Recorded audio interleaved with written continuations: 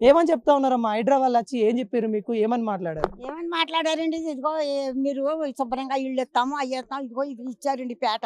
ఈ పేటలో శిల్పారాన్ని పనిచేశాక ఇక్కడ ఉండండి అని ఇచ్చారు. ఇక్కడే ఉంటున్నామండి. మామూలు ఎవరో వచ్చి ఇప్పుడు వరకే వెళ్ళిపోండి చెయ్యండి అన్న మాట కూడా ఈ ఈ కూలు కొట్టినప్పుడు కూడా మమ్మల్ని కిందకు వచ్చి మీరు ఖాళీ చేయండి అన్నమాట అనలేదండి. ఎవరు కూడా అనలేదండి. ఇప్పుడు వచ్చి మమ్మల్ని ఇలా చేస్తే మీరు వెళ్ళిపోతే ఇంట్లో పడేసి తొక్కుతామంటున్నారండి. ఇక అదేంటి మామూలు బతుకు. అంటే ఇక్కడ అక్రమంగా కట్టుకున్నారు, ఇది గవర్నమెంట్ స్థలం అని చెప్తున్నారు. లేదండి, ఎవరో కట్టుకోలేదండి, అక్రమంగా కట్టుకోలేదు. మాకు శిల్పారాన్ని చూపిస్తే కట్టుకున్నామండి. అక్కడ ఇవాళ కాదండి, నిన్న కాదండి. ఎవరు మమ్మల్ని ఇప్పటిదాకా ఇబ్బంది పెట్టలేదు, ఎవరు ఇబ్బంది పెట్టలేదు. అది నాగార్జున తోడు పడగొట్టినప్పుడు కూడా మాకు వచ్చి ఎవరు చెప్పలేదు. నోటీసులు పంపించామన్నారు, మాకు ఒక నోటీసు కూడా అందలేదు. మాకు 4 రోజులు టైం ఇచ్చారు, మాకు అసలు టైం కూడా ఇప్పుడు లేదు. ఈ రోజు రేపు కానీ 2 రోజుల్లో మమ్మల్ని ఖాళీ చేస్తాను అంటున్నారు. జేసీబీ తొక్కెత్తామంటున్నారు. మాకు టైం కూడా లేదు. మీరు ఎంతమంది వస్తున్నారు కనుక మీరు ఎంత వేగంగా వైరల్ చేసి మాకు న్యాయం చేస్తారు, మీరే న్యాయం చేయాలండి. అంటే వాళ్ళు ఏం చెప్తా ఉన్నారంటే, మేము గవర్నమెంట్ సంబంధించిన భూములను రక్షించుకునే ప్రయత్నంలో అక్కడ చెరువు కూడా ఉంది, చెరువు సంబంధించిన భూములు ఉన్నాయి కాబట్టి వాళ్ళు అక్రమంగా ఉంటున్నారు కాబట్టి వాళ్ళని నోటీసులు ఇచ్చి వాళ్ళకి సమయం కూడా ఇస్తా ఉన్నామని చెప్తా ఉన్నారు. మాకు ఒక నోటీస్ అందలేదు. మాకు చెరువు వల్ల కూడా ఏ ప్రాబ్లం లేదు. ఆ చెరువు కూడా ఎప్పుడు నీళ్ళు పైకి వచ్చి మా ఇళ్ల మీదకి వచ్చి ఎప్పుడు మేము ఇబ్బంది పడలేదు. చెరువు వచ్చి ఇబ్బంది పడితే మేము అసలు ఉండము ఇక్కడ. ఇన్ని సంవత్సరాలు మేము అసలు ఉండము. ఆ చెరువు వల్ల మాకు ప్రాబ్లం లేదు. ఇప్పుడు మేము ఇక్కడ ఆ చెరువు నుంచి మేము ఇక్కడ ఉండకూడదని ఇప్పుడు హైదరాబాద్ వచ్చి మమ్మల్ని ఖాళీ చేయమన్నారు. దాని నుంచే చెరువు ఆక్రమించి వాళ్ళు ఉన్నారు. మమ్మల్ని అందుకే ఇప్పుడు ఖాళీ చేయిస్తున్నారు. కానీ చెరువు వల్ల మాకు ప్రాబ్లం అయ్యి మమ్మల్ని ఖాళీ చేయిస్తలేదు. వాళ్ళకి మేము ఇప్పుడు అడ్డుగా ఉన్నామని మమ్మల్ని ఖాళీ చేయిస్తున్నారు. వాళ్ళు ఇప్పుడు చెరువులో ఏదో చేస్తారంట, మాకు తెలియదు దాని గురించి. మీరు ఖాళీ చేసేయండి, మీకు టైం కూడా లేదు. ఈ రోజు రేపు మీకు టైం ఇస్తాము, ఖాళీ చేసేయండి. మీ సామాన్లన్నీ తీసుకొని మీరు బయట పెడితే మీది మంచిది లేదా మేము చేసి పెట్టి తొక్కిచ్చేస్తామంటున్నారు. వాళ్ళు తొక్కిచ్చినా ఏం చేసినా మేము ఇక్కడే ఉంటాము. మాకు ఏదో దారి చూపించేదాకా మేము ఇక్కడే ఉంటాం. మేమైతే కదలము. దగ్గర 80, 50, 200 కుటుంబాలు ఉన్నాయి. 160, 70 ఇల్లులు ఉన్నాయి. ఇంతమంది ఎంత చేస్తారో చేయని మేము ఇక్కడే ఉంటాము. మాకు న్యాయం చేస్తే చాలు. మాకు ఇంకేమీ మేము ఆశించలేదు. మేము డబుల్ బెడ్రూమ్లు అడగట్లేదు. మేము పాముల పుట్టలో ఇన్ని సంవత్సరాలు ఉన్నాము. మేము ఎంత ఇబ్బంది పడుతున్నాం కూడా మేము ఎవరిని బాధించలేదు. మా బతుకేదో మేము బతుకుతాం. ఇప్పుడు మమ్మల్ని వెళ్ళిపోమంటే మేము ఎండలకి ఎక్కడికి వెళ్ళిపోతాం? ఎండలో పడిపోతాం. మేము చిన్నపిల్లలు ఉన్నారు, ముసలాళ్ళు ఉన్నారు, పేషెంట్లు ఉన్నారు.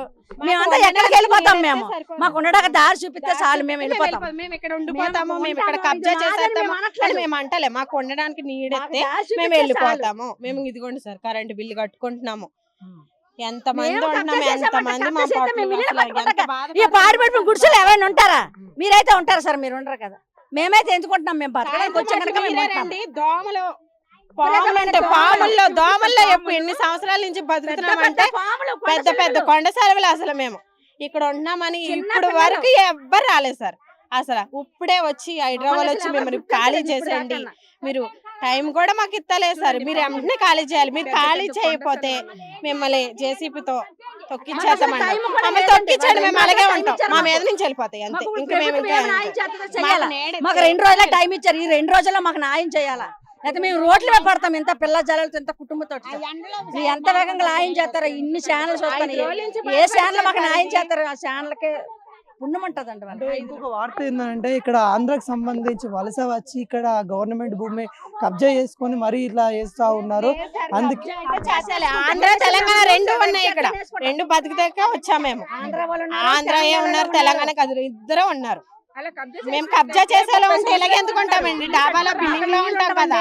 మాకు నీళ్ళు 5 రూపాయలు ఎట్టి డబ్బా కొనుక్కుంటామండి. మంచి నీళ్ళు కొనుక్కుంటాం. ఇప్పుడు కబ్జా చేస్తే మేము అన్ని ఇక్కడ సౌకర్యం చేసుకుంటాం కదా. మాకు ఏ సౌకర్యం లేదు కదా. మేము ఇబ్బంది పడి మేము బతకడానికి వచ్చాం కనుక మా ఇబ్బంది మేము పడుతున్నాము అంతే. కబ్జా చేయడానికి మేము బిల్డింగ్లు కట్టాం, ఇక్కడ కబ్జా చేస్తున్నాము. సరే, ఓట్లప్పుడు ఏమని వచ్చారు? మీ కాడికి ఏమన్నా మీ కాడికి ఎవరన్నా నచ్చారా? ఏ ఎమ్మెల్యే గానీ ఓట్లు వేయడానికి వచ్చారు సార్ అడుగుతానికి. ఇప్పుడు వచ్చి ఎవ్వరు రాలేదు. అసలు ఎవ్వరు రాలేదు. అమ్మ మీకు ఓట్లు దానికి వేయండి, దీనికి వేయండి, అది చేద్దాం, ఇది చేద్దాం అని ఎవరే. ఇప్పుడు వచ్చి ఎవరు మా బాధ పట్టించుకున్న వాళ్ళు ఎవ్వరు లేరు అసలు. ఇప్పుడు హైదరాబాద్ అంటేనే ఇప్పుడు మొత్తం బీఆర్ఎస్ గెలిచింది. ఇక్కడ స్థానికంగా కూడా బీఆర్ఎస్ ఎమ్మెల్యే ఉంది. మరి అతను కలిసే ప్రయత్నం చేసిరా? మీకు ఓటు మేము వేసాము, మేము గెలిచారు, మీరు గెలిచారని. కష్టపడడానికి వచ్చాము. ఎక్కడ ఉంటారు ఏంటో మాకు ఏం తెలుస్తుంది? వాళ్ళంటే మమ్మల్ని ఎత్తుకొని వచ్చారు. మేమైతే వాళ్ళకి ఎక్కడ ఎత్తుకుంటాం మాకు తెలియదు. పొద్దున్న వెళ్తే సాయంత్రం మొత్తము మేము బతకడానికి వచ్చాం. కానీ అవన్నీ మేము ఎలాగ ఆశిస్తాము? మేము ఎవరిని ఏం అడగలేదు. నిజమే చెప్తున్నాం. మాకు రాజకీయ నాయకుల కాడికి వెళ్ళి మాకు న్యాయం చేయండి, మీకు ఓటేసామని మేము ఎప్పుడు అడగలేదు. వాళ్ళు కూడా మమ్మల్ని ఎప్పుడు ఇబ్బంది పెట్టలేదు.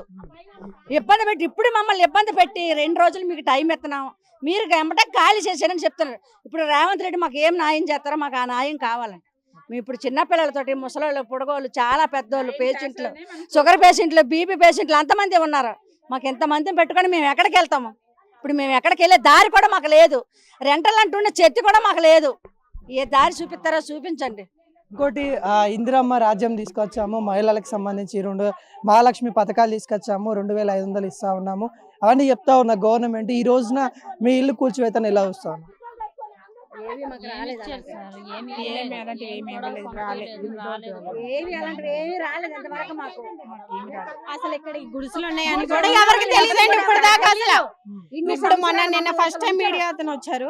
అసలు పొద్దున నేను వెళ్తానమ్మా మేము ఆఫీస్ కి, ఇక్కడ నుంచే మీ కాడ నుంచి వెళ్తాం, కానీ మీకు లోన గుడిసెలు ఉన్నాయని మాకు తెలియదు. అసలు మాకు ఒక అతను చెప్పాడు, దాని ద్వారా మేము వస్తున్నామని చెప్పారు, కానీ అసలు గుడిసెలు ఉన్నాయని ఇప్పటికొచ్చి ఎవ్వరు మీరు తీసేయండి చెందండి ఒక్కరు తెలీదు, అసలు ఎవరికీ తెలీదు.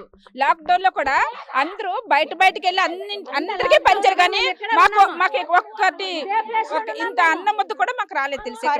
ఎందుకంటే ఇక్కడ మనిషి అసలు మేము ఇక్కడ ఉన్న మనిషిని ఎవరికీ తెలీదు. చుట్టూ రేకులు వేసుకున్నారు, ఎవరిలో ఆక్రమించుకొని. ఓట్లప్పుడు అంటే రాజకీయ నాయకులు తర్వాత వచ్చి వేయలేదండి.